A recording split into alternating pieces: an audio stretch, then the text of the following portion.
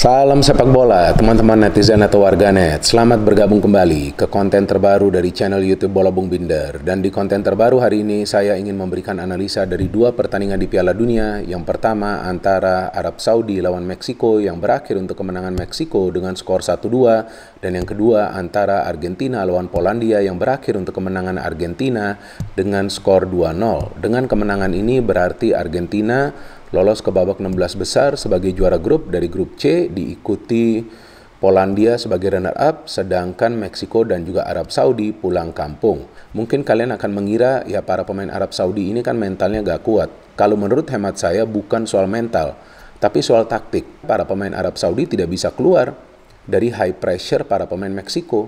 Bahkan mereka cenderung melakukan kesalahan ketika mereka coba memberikan passing ke depan. Mereka sering kehilangan bola. Jadi disitulah kita melihat masalah bagi para pemain Arab Saudi di mana mereka tidak bisa menahan gempuran yang dilakukan oleh para pemain Meksiko. Maka itu mereka dipaksa bertahan di pertandingan terakhir mereka. Pertama-tama tentu saya ingin membahas pertandingan antara Arab Saudi lawan Meksiko. Kita tahu bahwa ini adalah pertandingan yang penting dimenangkan oleh kedua tim. Saya siaran pertandingan ini kan teman-teman. Dan saya jelaskan sebelum match dimulai bahwa yang paling penting bagi Meksiko dan juga Arab Saudi adalah fokus di pertandingan mereka. Jangan memikirkan skenario untuk mereka bisa lolos ke babak 16 besar. Karena kan ada beberapa skenario nih yang bisa membuat mereka lolos. Yang penting mencetak gol dan meraih kemenangan. Apalagi bagi Meksiko yang sebelumnya belum mencetak gol. Kan mereka kalah lawan Argentina gak bisa mencetak gol. Kemudian lawan Polandia mereka seri kan 0-0 gak bisa mencetak gol. Jadi fokus utamanya nih cetak gol dulu. Nah, itu yang dilakukan oleh mereka. Dan Arab Saudi sebetulnya kalau menang ini kan bisa lolos ya sebagai juara grup. Cuman tadi yang saya jelaskan secara taktik ini mereka kalah. Sedangkan para pemain Meksiko dari awal sudah gaspol. Nah, contohnya itu atau buktinya ya, Vega itu hampir mencetak gol kan ketika Luis Chavez itu memberikan umpan kepada dia. Baru berapa? 2 atau 3 menit. Dan jika bukan karena Al-Owais, maka ya menurut saya ini Arab sudah kalah dengan skor 4 atau 5-0. Memang timnya kalah, tapi dia melakukan banyak saves yang gemilang. Nah, disinilah kita melihat bahwa ketenangan itu diperlukan ketika pemain mendapatkan chance untuk mencetak gol. Apalagi big chances ya, peluang emas. Sangat disayangkan para pemain Meksiko tuh nggak tenang ketika mereka mendapatkan banyak sekali peluang di babak pertama. Dari luar kotak penalti, dari dalam kotak penalti. Dan teman-teman perhatikan deh, bahwa karena para pemain Meksiko ini memainkan taktik high pressure and attacking football, maka jumlah pemain mereka jika tidak sama dengan para pemain Arab Saudi yang berada di lini pertahanan, maka lebih dari para pemain Arab Saudi yang berada di lini pertahanan. Nah, inilah manfaatnya bermain high pressure and attacking football, tapi harus juga diimbangi oleh support dari para pemain dari lini tengah. Nah, para pemain Meksiko dari lini tengahnya semua memberikan support ke depan, maka itu semua pemain Meksiko yang bermain dari tengah sampai depan mendapatkan peluang di pertandingan ini. Nah, jadi kembali lagi ke poin yang tadi saya katakan, nih penjaga gawang Saudi bagus performanya, tapi backnya kalang kabut. Maka itu mereka terus-menerus bisa menerobos pertahanan dari Arab Saudi, para pemain Meksiko. Nah, jadi nih ketika menghadapi high pressure dari para pemain tim lawan pun, para pemain bertahan nih harus bisa merapatkan barisan. Jadi jangan membuka celah. Nah, ketika ada celah-celah yang terbuka, maka yang pertama pemain tim lawan akan mengandalkan skill individunya untuk bisa melakukan penetrasi, atau kedua true pass.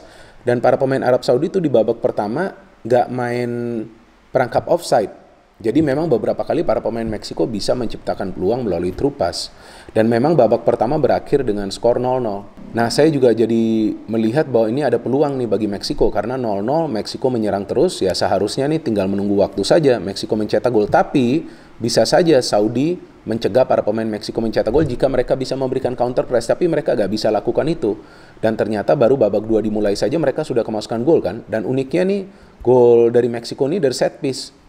Padahal dari open play mereka sudah mendapatkan banyak peluang kan di babak pertama, di mana Harry Martin bisa mencetak gol, and after that nggak lama berselang Luis Chavez ya, what a goal. Ini salah satu gol indah di Piala Dunia 2022 ya kali ini ya teman-teman. Bagus sekali free kicknya, dia bisa mengubah skor menjadi 2-0. Nah, dengan skor 2-0 itu, jika Meksiko menambah 1 gol lagi, dan jika Argentina bisa mengalahkan Polandia dengan skor 2-0 tersebut, maka mereka yang akan lolos. Jadi ketika feeling saya mereka paham bahwa mereka bisa lolos dengan mencetak minimal tambahan 1 gol lagi, maka mereka keluar all out. Tapi itu dia yang lagi-lagi saya katakan bahwa kurang tenang para pemain Meksiko. Mereka terlalu terburu-buru. Padahal sebelumnya mereka bermain tenang nih.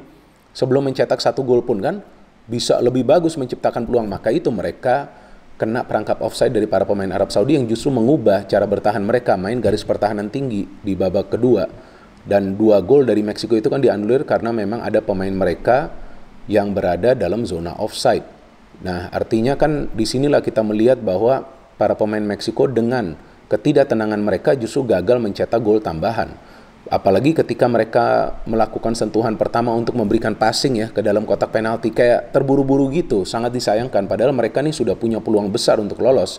Ya akhirnya karena mereka memajukan banyak pemain untuk menyerang, ya akhirnya mereka kena lah gol itu dari Arab Saudi ketika ada kombinasi permainan dan Aldosari ya bisa mencetak gol untuk bisa memperkecil ketertinggalan Arab Saudi yang ternyata menjadi hasil akhir dari pertandingan ini dengan skor 2-1. Nah, apa yang kita bisa pelajarin dari pertandingan Arab Saudi lawan Meksiko, bahwa pertama bagi sebuah tim yang ingin menang, mereka harus bisa melakukan counter press kalau mereka menerima gempuran dari para pemain tim lawan.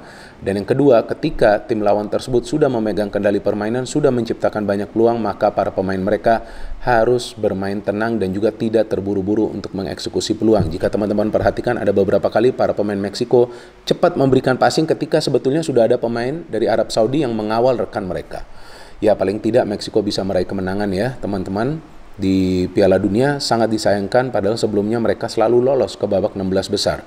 So, Arab Saudi dan juga Meksiko pulang kampung, padahal Arab Saudi di pertandingan pertama mereka bisa menang lawan Argentina dan melakukan comeback. Ya, kalau lawan Polandia memang terlihat mereka gak bisa bertahan dengan benar, tapi di pertandingan lawan Meksiko mereka gak berkutik sama sekali teman-teman dengan high pressing game and free-flowing attacking football dari Meksiko. So now into the second game antara Argentina lawan Polandia. Ini dia pertandingan penentuan bagi Argentina. Jika mereka menang, maka mereka lolos ke babak 16 besar sebagai juara grup dan tentunya akan ketemu lawan yang lebih ringan karena Australia sudah menunggu di babak 16 besar. Dan Lionel Scaloni melakukan 3 perubahan di lineup. Yang pertama di lini pertahanan, Molina bermain dari awal bukan Montiel. Yang kedua di lini tengah, Enzo Fernandez yang bermain dari awal bukan Guido Rodriguez. Dan yang ketiga di depan, Julian Alvarez bermain dari awal bukan Lautaro Martinez. Dan formasi yang dipilih adalah 4-3-3. Kenapa 4-3-3? Agar support dari second line itu juga masif. Agar para pemain dari second line itu juga perlu melakukan pergerakan tanpa bola untuk support rekan-rekan yang lain yang membangun serangan.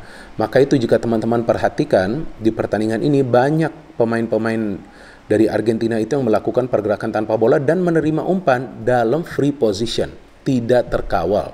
Maka itu Argentina bisa menciptakan banyak sekali peluang di pertandingan ini. Messi saja baru mulai sudah mendapatkan 2 peluang tuh di 10 menit awal. 1 dari luar kotak penalti, 1 dari dalam kotak penalti yang dia melakukan pergerakan tanpa bola.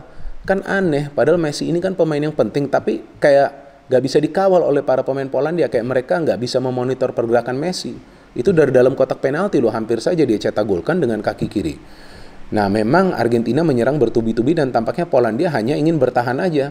Sepertinya mereka punya target itu jangan kalah dengan skor yang besar lawan Argentina. Mungkin mereka sudah feeling nih pelatih mereka, ya udahlah nih Meksiko nggak akan bisa menang telak nih lawan Arab Saudi, kalaupun menang tipis. Maka itu mereka bertahan, nggak mau counter juga. Padahal di 2 pertandingan sebelumnya lawan Arab Saudi dan juga lawan Meksiko kan Polandia mau main counter juga. Maka itu lawan Arab Saudi mereka bisa mencetak 2 gol. Tapi di pertandingan lawan Argentina cuma bertahan. Lewandowski ngapain di depan sebagai musafir saja tuh. Kayak musafir aja tuh dia. Ya kan di depan nggak ngapa-ngapain. Cuman lari-lari aja, warawiri aja dia. Ya karena para pemain Polandia nggak mau nyerang. Mereka hanya buang bola saja. Dan itu kesalahan fatal. Ya memberikan waktulah bagi para pemain Argentina untuk menyusun serangan. Dan Messi mendapatkan penalti ya. Nah saya ragu juga nih dengan keputusan VAR. Karena kan Messi sebetulnya sudah kontak duluan ya dengan bola, baru kemudian ada tangan dari Szczęsny. Jadi tampaknya kalau ada kontak sekarang di dalam kotak penalti, ya udah kemungkinan besar akan dapat penalti. Messi yang mengambil penalti dan saya bingung juga nih. Ketika Szczęsny bisa save lagi penalti dari Messi. Karena sebelumnya kan dia save penalti, jarang loh. Penjaga gawang itu bisa save penalti 2 kali berturut-turut di sebuah pertandingan Piala Dunia. Hebat juga Szczęsny. Sebelumnya kan dia save dari Aldosari ya, pemain Arab Saudi. Kali ini dia save juga dari Messi. Wah, mungkin nih kita mengira this is a bad day for Messi. Ini hari buruknya Messi nih. Tapi Messi seperti yang pernah saya jelaskan punya mental baja.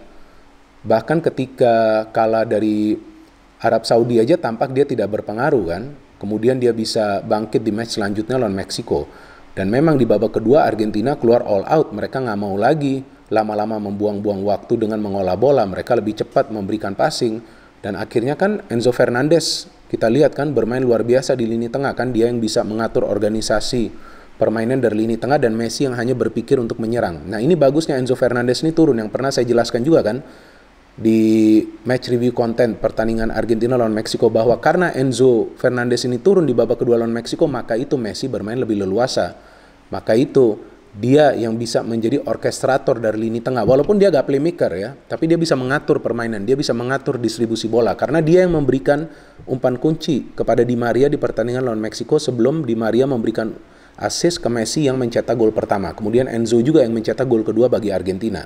Dan akhirnya ketika sudah menyerang terus-menerus, Argentina mengubah cara permainan mereka harus juga menyerang dari sektor sayap. Jadi nggak lagi dari tengah terus. Nah akhirnya memang Molina yang sebelumnya tidak begitu aktif seperti Acuna di babak pertama. Karena di babak pertama kan Acuna yang mendapatkan banyak chance tuh.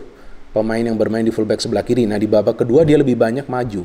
Lebih banyak berada di advance position. Dia bisa memberikan umpan ke McAllister. Dan teman-teman lihat, McAllister itu tidak terkawal di dalam kotak penalti. Nah inilah yang saya katakan bahwa para pemain Argentina pintar melakukan pergerakan tanpa bola untuk mencari ruang. Dia bisa mencetak 1 gol. Ketika McAllister mencetak gol ini, saya sudah yakin no way back for Polandia.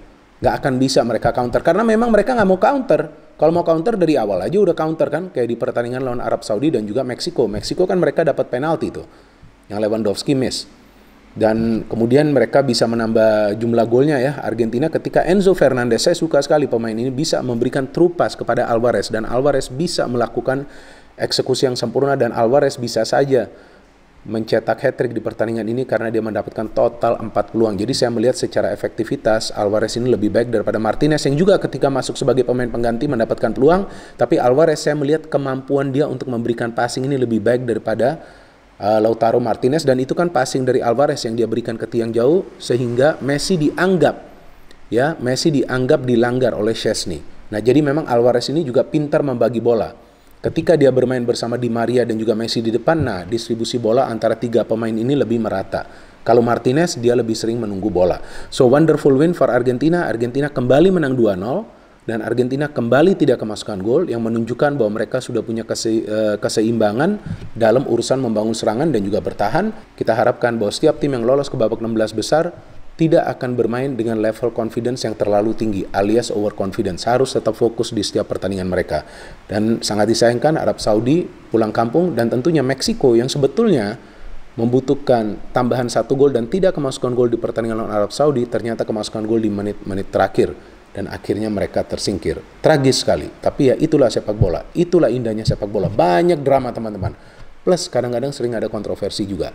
So kita tunggu pertandingan-pertandingan selanjutnya dari Piala Dunia. Yang saya lagi tunggu nih pertandingan antara Jerman lawan Costa Rica dan Spanyol lawan Jepang.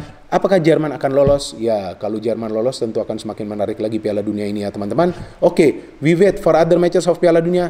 Tetap semangat kita nonton pertandingan-pertandingan Piala Dunia ya teman-teman. No hate, no politics, only football. Salam sepak bola.